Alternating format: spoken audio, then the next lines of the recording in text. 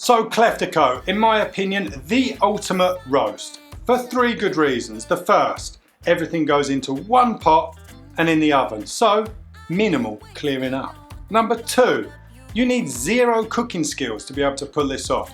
And number 3, I'm going to show you right at the end because I've got to cook it first.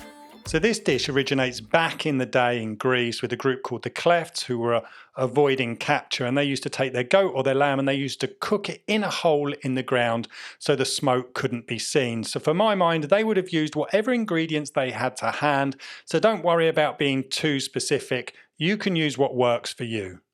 So I've got a couple of roasting potatoes here. These are Cypriot potatoes. I've just peeled them, washed them, and now I'm going to cut them up as I would for roast potatoes and then just pop them in a bowl on one side. Right, so I've got some new seasoned garlic here, some young garlic. I'm going to use the whole head in this. A few of the cloves I'll put to one side. We'll use those for the lamb. And the others, some of them I'll peel, some of them I'll smash up. But all of these are going to go into this roast and they're going to cook in the juices of the lamb. So the ones that haven't got a skin on are going to break down into the sauce, but the others, they're going to stay in one piece. And when you squeeze them after it's cooked, all of the garlic oozes out. They're beautiful. I've peeled 2 red onions, but I've left the root end on so I can cut them into quarters or into 8s depending on the size of the onion, and they'll stay in one piece. They can go into the bowl with the potatoes and the garlic, and then we can add some olive oil, some lemon juice, some salt, some pepper and some oregano, and just give those a good mix to season those potatoes. Right, I've got some Greek lamb here, and all I'm going to do is insert my knife into the meat, and then I'm going to take some small pieces of that garlic I put to one side and then insert it into the meat. Now you could skip this step, but really this imparts a beautiful flavour. That garlic almost disintegrates through this roasting process, so I'd give it a good go. You won't be disappointed, and you can add as little or as much as you like.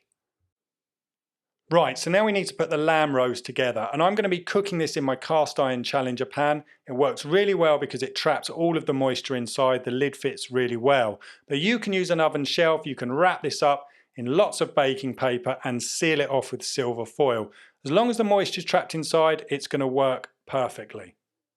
Right, the lamb needs to be seasoned really well with salt, pepper and oregano. You could use rosemary if you wanted to, and then give it a really good drizzle of extra virgin olive oil. Take your potatoes, your onions and your garlic and make sure they're evenly spread around the outside. Right, I'm going to give this a good squeeze of lemon juice now. If you wanted to, you could add some white wine. Then we need to make sure it's all wrapped up really tightly. I'm going to pop the lid on top, and this is going to cook in a preheated oven at 125 degrees Celsius for around 5 hours. So really low and really slow. Right, so when you hit the 5-hour mark, pull it out the oven, remove the paper, the foil, and have a look at the lamb. Now, the easiest way to test to see if it's cooked is just to grab the shoulder bone and give it a little jiggle. And if you can feel everything moving inside and nothing's tight, then you're good. Next, we need to turn the oven up to 200 degrees Celsius, pop this back in as it is, and let it finish cooking for 30 minutes.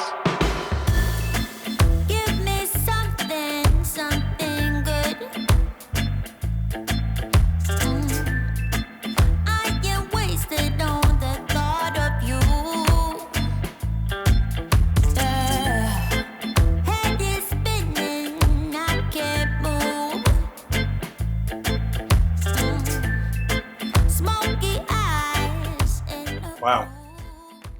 That's it from me today, guys. Don't forget, if you give this a go, let me know what you think.